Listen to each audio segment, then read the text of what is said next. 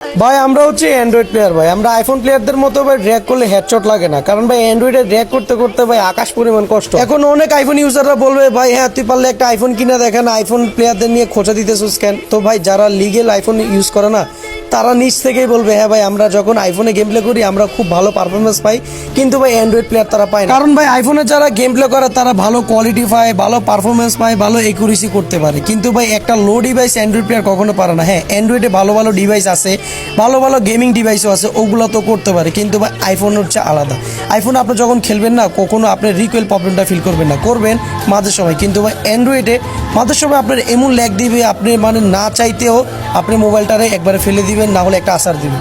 তো ভাই এই জিতটা সবারই হয়। অ্যান্ড্রয়েড প্লেয়ার ভাই মানে লিজেন্ড ভাই, আমি সব সময় মেনে নিই ভাই। আমি অ্যান্ড্রয়েডে খেলতেছি এমন না, আমিও আইফোনে খেলছি, আমি জানি আইফোনে কিরকম পারফরমেন্স করা যায়। তো আপনারা তারাই কমেন্ট করবেন যারা লিগেল লো ডিভাইস, তাদেরকে মন থেকে আমি সব সময় রেসপেক্ট জানাই। কারণ ভাই বিশ্বাস করেন ভাই, আপনি একটা লো ডিভাইসে খেলে দেখেন তখন বুঝতে পারবেন। ভাই আমি বুঝতাম না, যখন ভাই আমার মোবাইলে প্রবলেম হয়েছে না তখন থেকে বুঝতে পারছি ভাই লো ডিভাইস প্লেয়ার তারা কীভাবে খেলতো, ভাই কীভাবে গেম